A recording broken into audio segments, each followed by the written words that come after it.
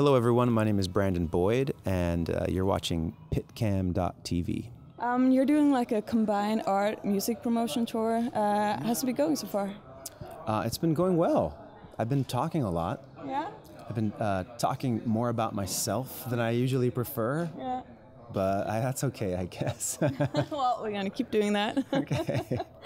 So tell me about Sons of the Sea. How did this project come to be? Sons of the Sea is sort of born of mine and Brendan O'Brien's mutual interest in writing songs together. So it's very sort of innocent and simple. Like, we have been working together with Incubus for over 10 years. You know, Brendan has produced, I guess, 3 of our records. And I've always loved working with him, and we just recently started to wonder kind of like what it would be like to write music together and not just have him be like a producer, even though he did produce this record too. And so it was great. We tried writing a couple of songs at first, and it went really well and went really fast, which is always a good indicator. There was a sort of relative ease to it. And so we kept doing it, and we basically just locked ourselves in the studio every few days and drank a bunch of coffee and went nuts pushing buttons and singing into microphones and everything. And then we have this record that we're calling Sons of the Sea. You guys call it Oddball Pop. How did you come up with this term? There's probably not a very good story. We just both thought that it was like, the music was definitely more poppy than anything that him and I had ever done together, and which neither of us were afraid of. We thought that it's like, fine, that's how it sounds, great, that's great. But it definitely has a kind of a weirdness to it. It's got a little bit of a, I don't know how you'd say, like an oddness to it. It's not like sort of traditional pop music. So knowing full well that if we just put it out there, it would be categorized as something and maybe not something that we were okay with, we decided to call it something first, and maybe to see if that caught wind, and it sort of caught on and people are calling it that, so that's great. What is this album to you like on a personal level? You know, this record for me is a little bit like having an open relationship. Okay. Like Incubus is sort of my like marriage. And we're happily married, but we've been married for a really long time. And I think all of us needed kind of a sabbatical, you know, like a vacation from our marriage. So we're all off having affairs right now. Okay. This is my affair. It seems like a lot of the songs revolve around topics like love, relationships, heartbreak. Yeah, that's sort of, I guess, without it trying to be, those are the things that I end up writing about. Okay. I never actually know what I'm writing about while I'm writing songs. I'm just sort of writing, you know. I think there are people who, you know, when you journal or you write poetry or you write stories, like while we're writing, a lot of us don't really know what it's going to end up as. Yeah. And so as a songwriter, it's the same, for me at least. And then at the end, I kind of like curate the words, and I sort of, each song is like a little poem that gets put together, and then when it's done, you sit back and you read it and you're like, oh, that song's about being heartbroken, or that song's about falling in love. And do you know what I mean? What's it like doing an album like this compared to recording and like writing and recording an album as a full band? It definitely moved faster. There was a lot more of I guess you could say like a playfulness to this, because there wasn't any sort of debate as to what parts were going to make it or whose idea was going to make it. It was only 2 people. You feel more free? In certain ways, yes. I mean, I never felt constrained in Incubus. Like we have no real sort of limits on the kind of music that we make, and I think that most people that are aware of our band could tell you that, you know, because we've kind of played every kind of music you could possibly imagine so far, and hopefully we will keep doing that. But like anything, good or bad, it's like eventually you start to get curious, like, what's going on over there? A drum kit, you know, and then you go over there and play a drum solo, which you should do after this interview. Oh, really? You don't want to hear me doing that? Are you sure? Yes. I feel like you have a drummer in you. I don't know why. We'll see. So has the album been received by the Incubus fan base? So far, really overwhelmingly good. I've done a handful of Sons of the Sea shows in the States, and it was met with a really wonderful response. Getting anybody to buy the record has been a whole different game, but you expect that, you know, everyone's sort of stealing it. What I'm encouraging is like, if you steal it and you love it, like maybe buy the vinyl. Yeah. Listen to it on vinyl and headphones. Like it sounds really good there. That's honestly my only qualm about music downloading and stuff like that. Like it's like, take it, whatever. It's do what you want. I can't force anybody to do anything. My only qualm is that the listening experience of the MP3 is so different. Listening to music on your computer speakers or even an MP3 in headphones is so different than if you actually have a full, vinyl,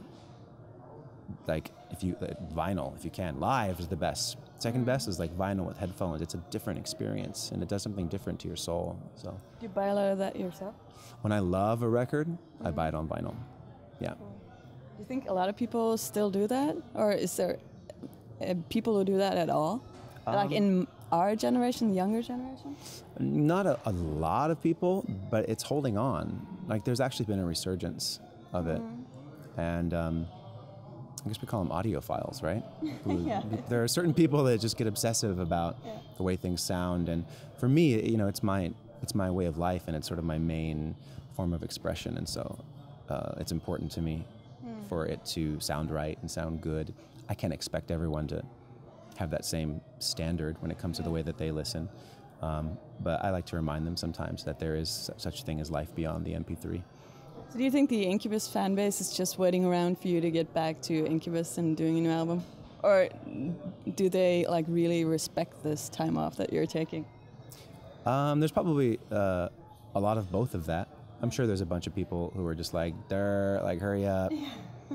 Great, you put another record out, great. But I know that there are some people that genuinely are enjoying Sons of the Sea, and they're seeing it as just another kind of step in a large process, and a necessary one as well. And I'm excited for sort of so many things, but the education that this project is giving me in the process of this project. I'm excited because anything that I do with a loving intent is going to only inform that larger process even more, and hopefully make the next Incubus record that much better. Think it's going to influence it? Undoubtedly, yeah. It can't not. It has to. There's no other way. You recently put out a new video for the song Come Together. It seems like it's the kind of video that people either really like or they really dislike it. What are your thoughts on that? I think that's an apt description. I think that's probably what's happening. I've seen a bunch of comments, especially when it first came out. People were either super into it, or they were like, what the fuck are you doing? Like, what is this? What is that? Is that milk? Like, what are you doing? And what were you doing? I was rolling around in a tub of milk with a beautiful woman. Like, that's exactly what it looks like. Yeah, it was actually, it was a fun video to make. It was a challenge because there's no edits in the video. Oh, okay. So when you watch it again, notice that there's no point when it cuts. Yeah. So we had to get one full take, and we only had time for 3 full takes. Oh, okay. So the very last take was the one that you see. That's the video. How is it possible to know that a take is perfect in a video like that? It's never perfect. Oh. It's never all the way perfect. Oh. You just have to sort of like look for certain idiosyncrasies and certain little things that are helping to, you know, explore the narrative of the story. And some people are just seeing 2 people, you know, in a sort of intimate situation in a pool of milk, and then some people are reading into it a little bit more and seeing maybe a deeper metaphor for the complexities of a relationship, and how even as beautiful and as intimate as something is, it can also appear to feel sometimes as if you're being drowned by it, and the walls are kind of closing in around you. So was that the intention behind the video? That was sort of the idea around it. Yeah. to have kind of a dual interpretive effect. So let's talk a little bit about your art. You have a new book out. It's called So the Echo, and I know that it's a collection of some of your artwork. What more can you tell me about it? It's a bunch of watercolor paintings, acrylic paintings, pen and ink experiments, almost like Rorschach experiments, sketchbooks from the past handful of years, a lot of photography from traveling around, a little bit of poetry, like journal entries and things like that. So it has the same kind of ethos as the first two books that I put out, but So the Echo is perhaps a tad more refined. Okay. In what way? Mostly in the presentation, and also I think, if I could be so humble as to, or be so bold as to suggest that maybe the work has gotten better. I have been working on it for a long time now, so I've been practicing for 38 years on drawing, so I hope it's getting better. Why the title So the Echo? Have you heard the term as the call, so the echo? It's pretty, isn't it? Yeah. As the call, so the echo. I'll just let that one sort of sit for a minute. So it's in making reference to that term. And I don't know who said it first, but they said it well. And so I just borrowed the end part of it, so the echo. And it also has a symmetry when I was writing it. So the echo, it has like a symmetry. And then so I started playing with it as a title, as an image and in its aesthetic. And it was just very pleasing to me. So I borrowed it. How does the process of creating paintings compare to creating music? Can it even be compared? I know what you're asking. I think maybe to make a comparison between the two is fair, because they're both a result of like a creative process. But I think that they are perhaps too similar to make any kind of or attempt an intellectual distinction. To me, the things are, they come from the same place. And for me, it's a matter of what tools were around me when that sort of impulse to make something arose. So for the most part, musical instruments and musicians and touring environments have been around me for most of my adult life, and so there's been more music. In between a lot of those events, and sometimes while I've been home or away from tour, I have a sketchbook with paints and pens or a camera. So it's really kind of dependent on the tools. So what I'm trying to do is expand my toolbox even more and see what happens. I really think that with creativity, whether you're painting or making music or taking pictures or performance art or, dancing naked through the streets of Berlin, it's just a matter of your intent. And so my intent is really just to be as open as I can be and honest as I can be. It's really what we're looking for, I think. Do the two influence one another? I think so, yeah. I think they do. You make one and it could remind you of something you wanted to do in the other forum, in the different medium. And sometimes I've been trying to write a song, and I end up just doodling next to the lyrics, and it turns into a big, elaborate picture, and it obviously wanted to be a picture. So like I said, just trying to be open and allow muse to just show up and arrive and sort of pass through. Another thing that I'm assuming is a big part of your life is your involvement with the Make Yourself Foundation. It's been more than 10 years since you guys started up. It has. Did you ever imagine that you would be able to do this much good through the foundation? No. It was an interesting experiment for us. We'd been doing, before we established the Make Yourself Foundation, we've been doing some kind of piecemeal charitable work with local charities, like Surfrider Foundation and a couple like that.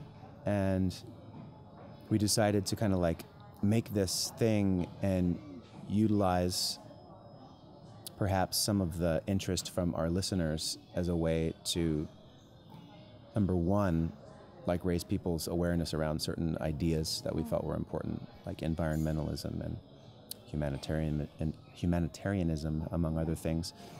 And so we started doing bootlegs of our own shows, because people were doing bootlegs on their own and they sounded terrible. And so we wanted to make our own terrible sounding bootlegs. But then we were able to, that's how we started the Make Yourself Foundation.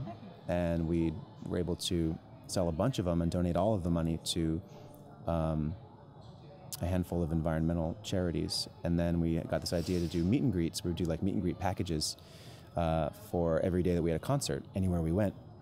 And that's where we've raised most of the money over the years. And it's been wonderful. It's actually really a wonderful thing to be of service. And I never thought it could be fun, but it actually really is. It's really, really enjoyable. I encourage anyone who's interested to try being of service, even for a short period of time. I think it's very rewarding. I feel like it's created awareness among your fans as well. I can only hope. Yeah.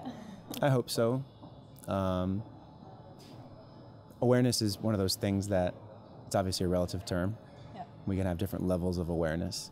And if through our efforts we're able to heighten people's awarenesses even for a brief moment in their lives, that's sort of better than nothing. And I know that some people have been changed by some of those experiences by becoming aware of certain things. They've decided to alter the path of their lives, and it's led them on to bigger and better things. So that's wonderful. But mostly the intent is to just use this platform in it's a brief platform. You know, there'll always be a bigger band, a better band, and so we have this brief moment to make people go like, huh, I didn't know about that. And then they forget about it. Hopefully not, but they mostly probably do. I don't know. Well, I know how. I mean, we're all human. That's how things work. But like I said, every once in a while, it really works, and people get involved. Yeah. So what's next for you now? I am gonna probably keep talking about these things we were talking about for the next few days, and I'm gonna meet a bunch of people tonight, and the next couple of days in Paris, and then in London, and that'll be enjoyable. And I'm gonna go back to the States and rest for a minute, and then I'm probably gonna go on tour all summer. Oh, okay. Yeah. Well, good luck with that. Thank you. Thank you so much for talking to me. Yeah, thank you. So we did whatever it took for these songs, you know. Instead of making them Paramore songs, we really did each song separately, and any experiments or anything that we wanted to try for each song, we just did it.